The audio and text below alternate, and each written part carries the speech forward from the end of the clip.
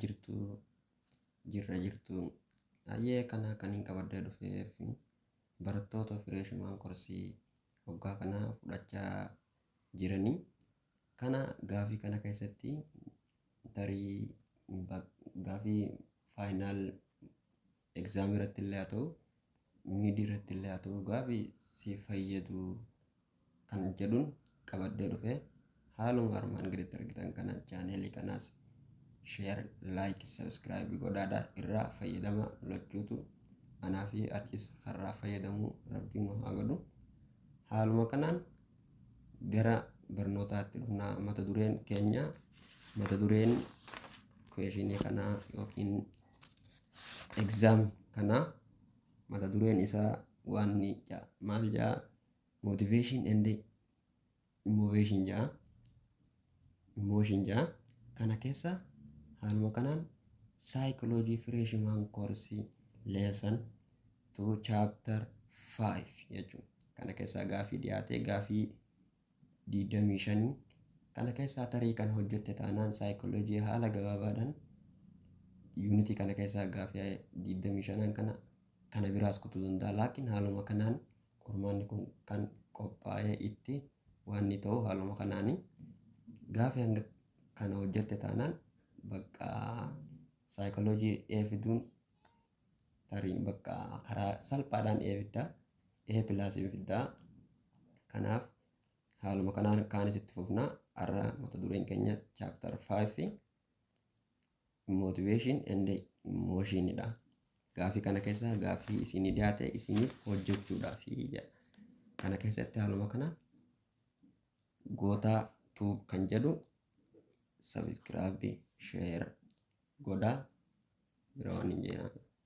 Haaluma kanaan gara qormaataatti gaafa dabarru gaafiin tokkoffaa maal jetti? Gaafiin tokkoffaa exploration is a dash motivation jetti. Exploration is a dash motivation jetti. Kana gaafa laaltu exploration amma barattoonni irra guddaan maaliitu isaan shawwada kanuma beeku. Kana keessaa bakka jarjara wanni waa balleessaa beektaa.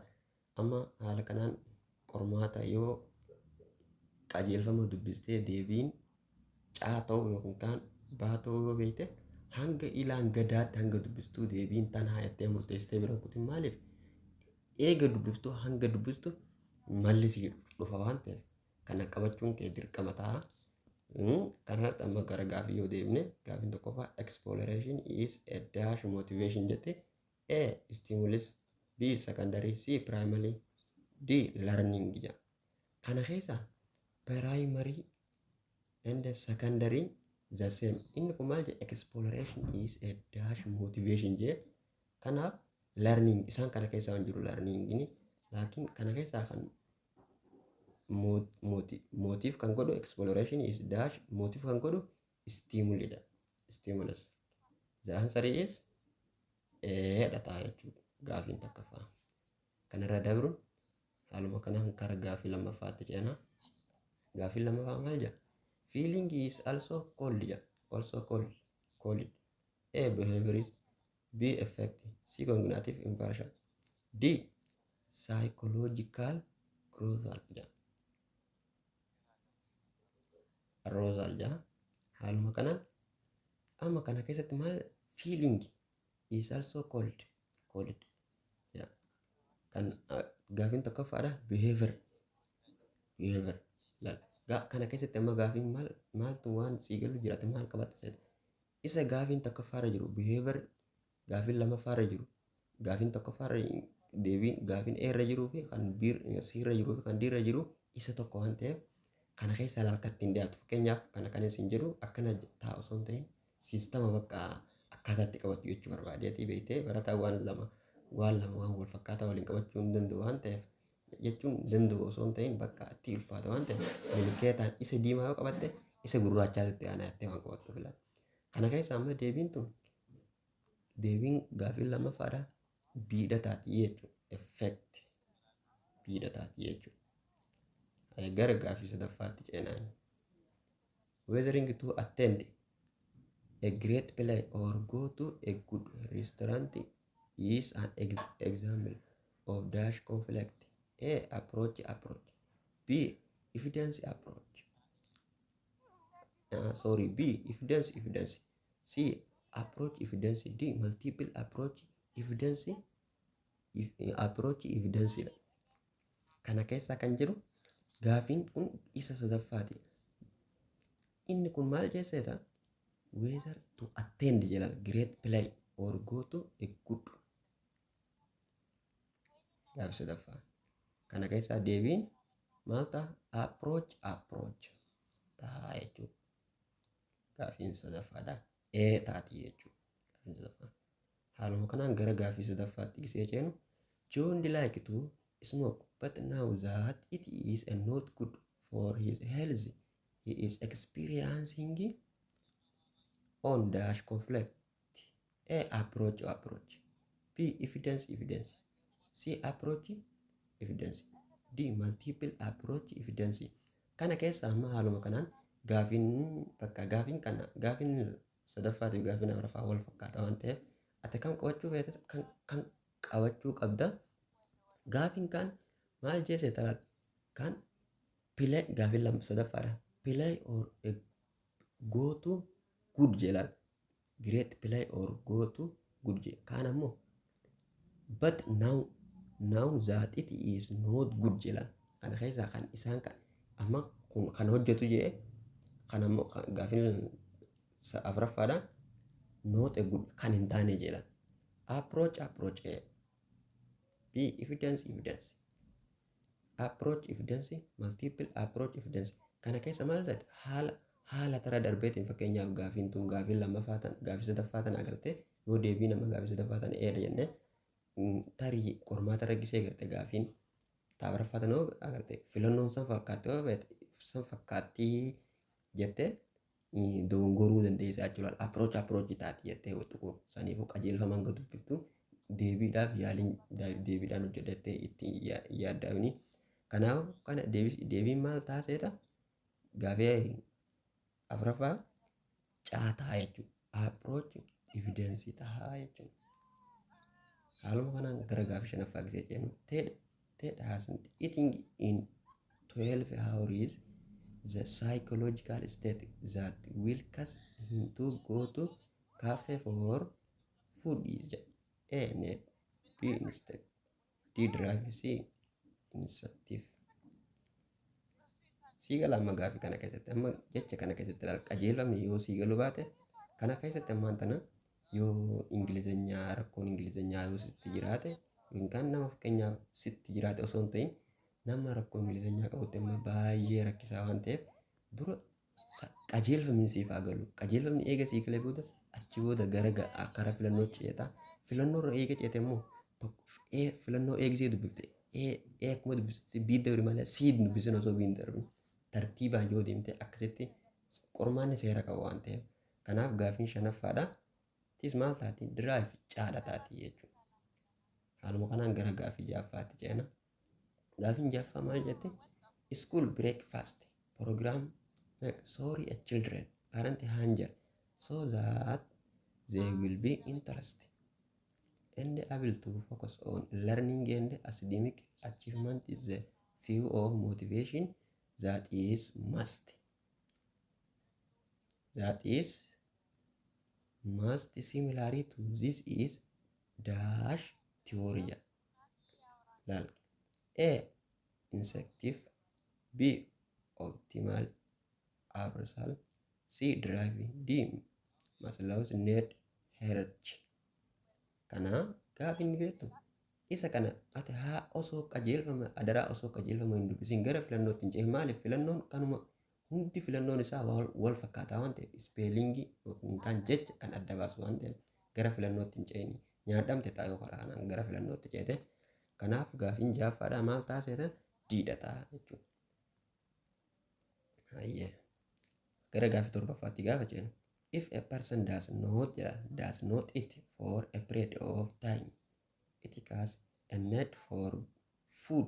This is a need produce a state of tension. The tension energies the person to act in the some way to find food, survive, reaching the body is homeostasis is an example for dash theory. Haaluma kanaan ilaal deebiin wal fakkaata waan ta'een N incentive B optimal C drive D opponent process jechuudha.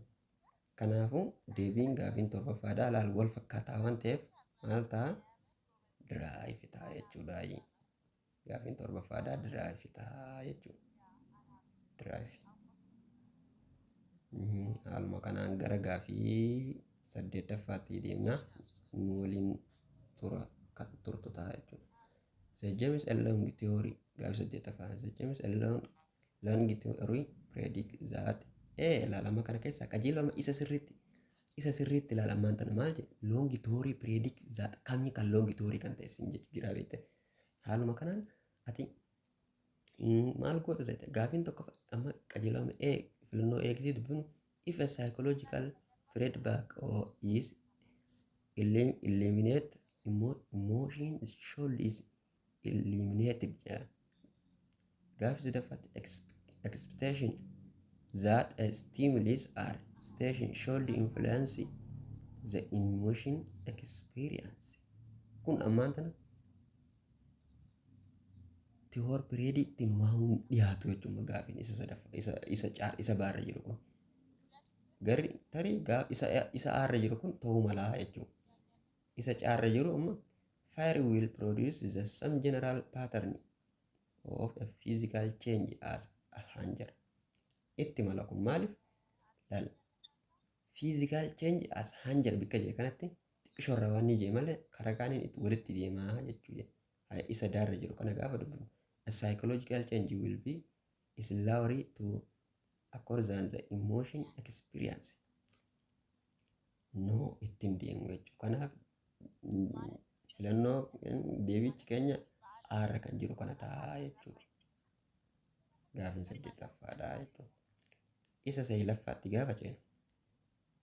Potter just at a large dinner and wish he called direct lesson he is built, but when the dessert cart rolled by a select beautiful place of chicken, taking the dessert is an example of the power of deebiin isa olirra jiru isa gadirra jiru tokkuma waan ta'eef gaafi amma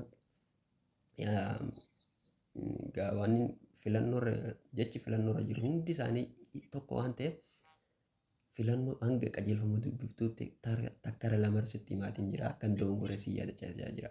A drive B instance C instance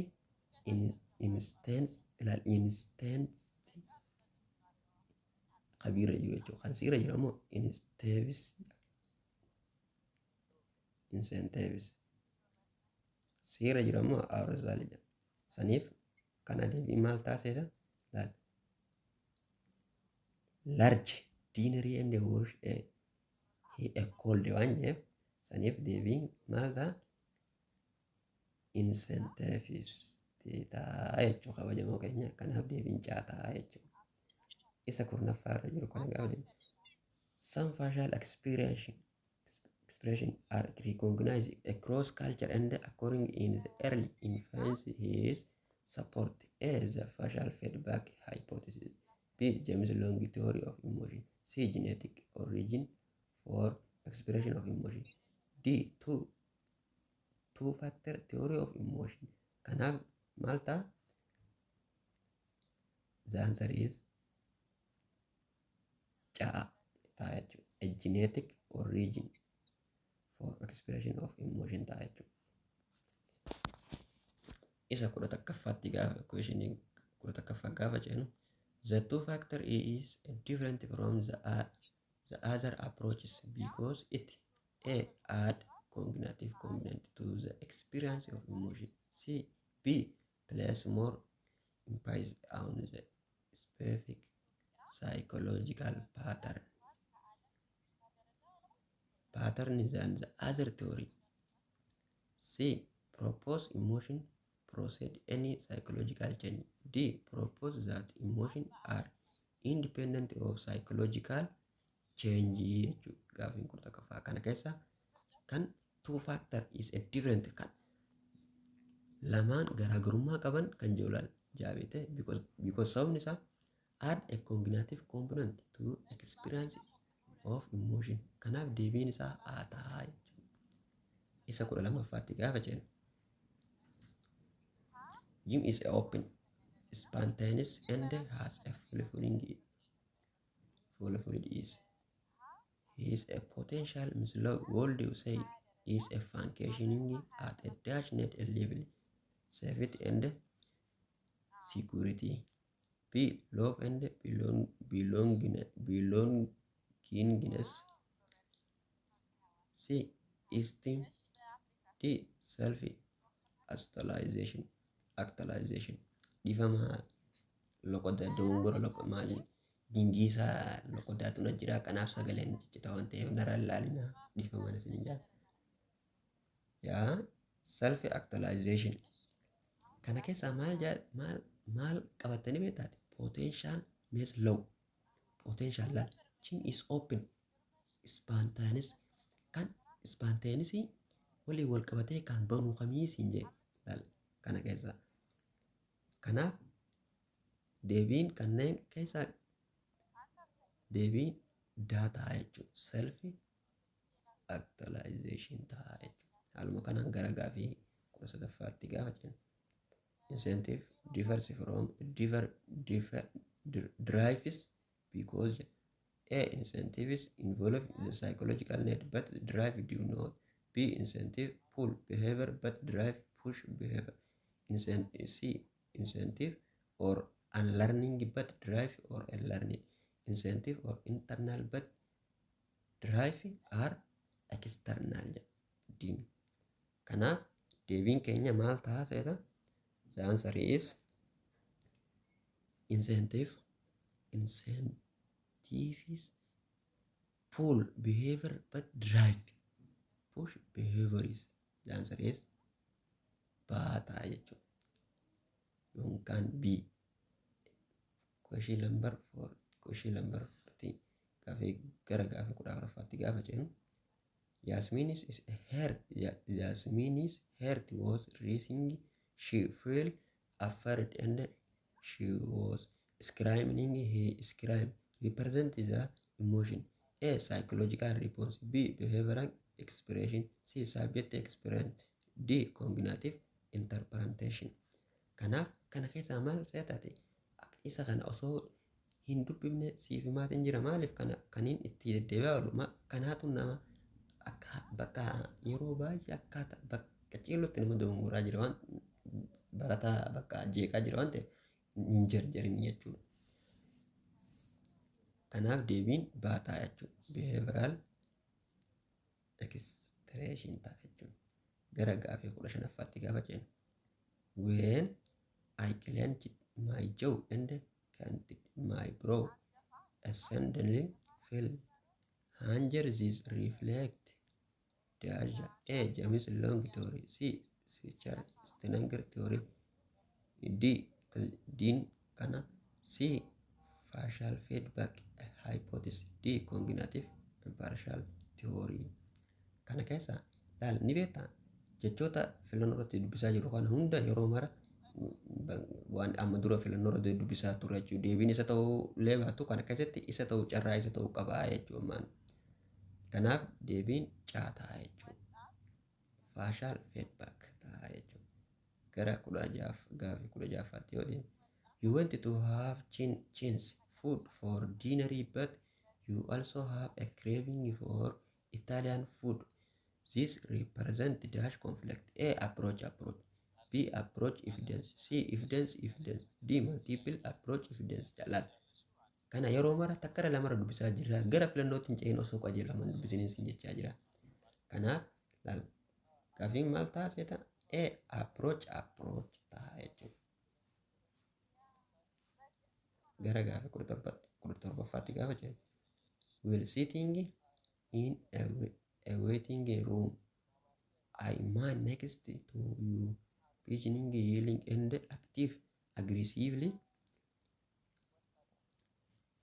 your heart beating fast. You interpret your environmental cause as a cause of your laal kana ka'e amma gaafii kana keessa ati wanni qaceelootti wanni guddaan ati ilaaluu qabdu ni beektaa jecha kana wanni kana isa dubbisuu bakka barreeffama fadhee waa ta'u qormaata dalaguudhaaf meen poontii jecha jiru laala. Meen poontii isa beekuun dirqama sirratti laala. Kanaaf theory of emotion jedha. Theory of emotion. A. The James Long. C. B. The Schachter Singer. C. Effective pharmacy. D. Cannot bird. Kana keessa questionii gaafiin 17ffaa maal ta'a? Baataa jechuudha. Gara 18ffaatti gaafa jennu we feel sorry when we can end afraid because we trembled. This quote is supported by which theory of emotion? Ilaal wal fakkaata kana keessa amma qajeelfama osoo hin ta'in filannoon hundi wal fakkaata. Kanaaf hin adaraa gara filannootti hin ce'iniis hin jaal saahiba koo yookiin hiriyyaa koo yookiin obboleettii koo yookiin obboleessa koo. Kanaaf gaafin tokkoffaan cannot bird theory, James Long theory, Schachter Singer, the facial feedback. Kanaaf gaafin 18ffaa maal ta'a? Baataa jechuudha. James Long theory. Hariifa ta'e galaal subscribe is godhi. Gaafi 19ffaatti gaafa jenne which of the following statement best illustrate love and belongings needs? A. Moving to safe community to raise your children. B. Going to school to earn a master degree in a counseling. C. Donating large sum of money to charity. D.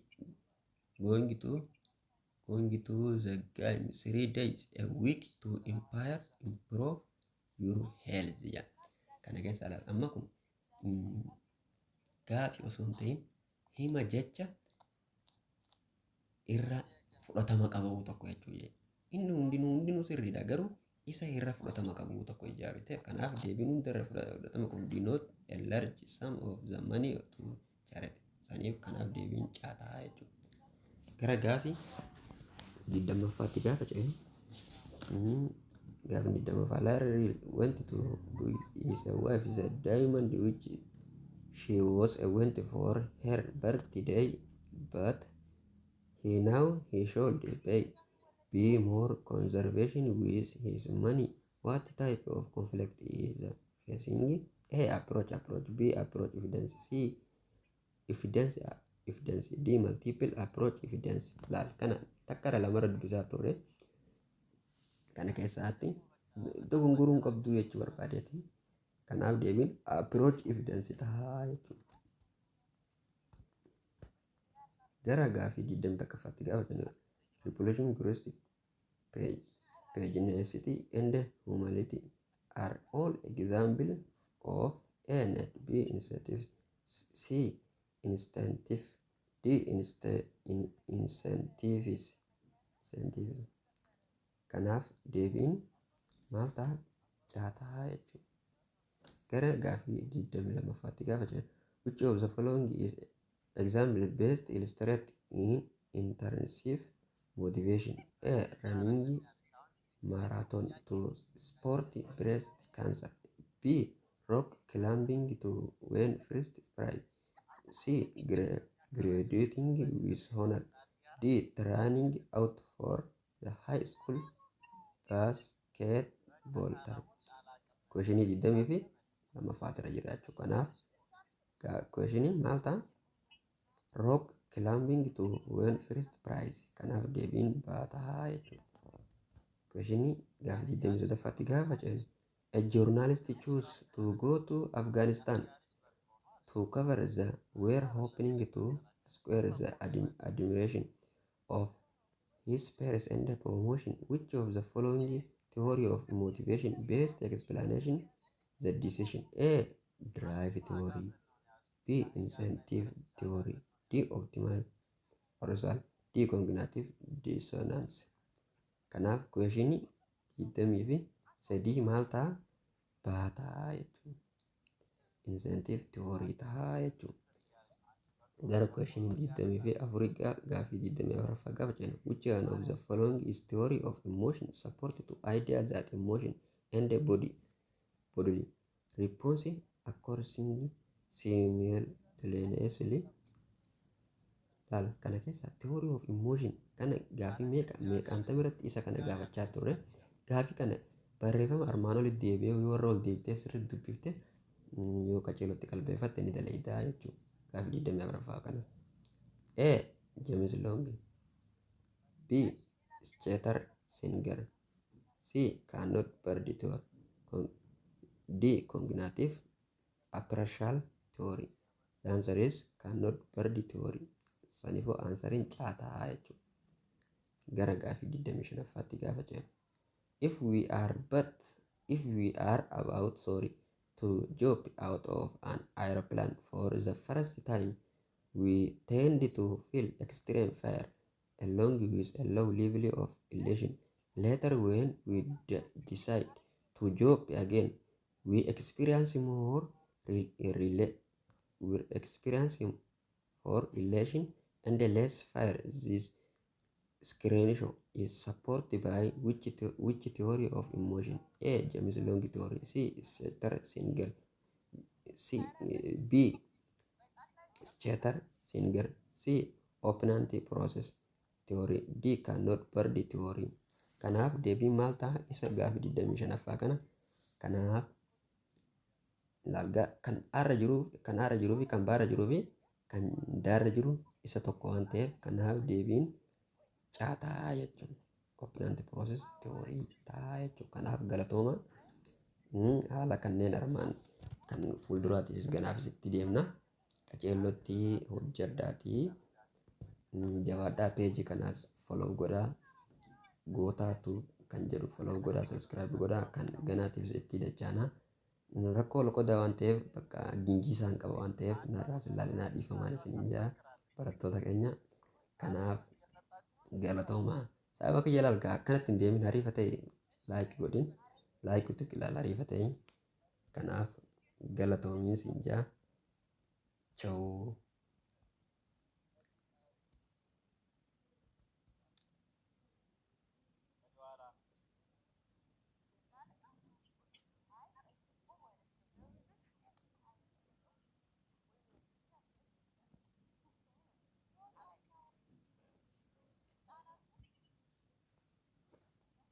Dhiifamaa rakkoo teeknikaan nu mudataa jira.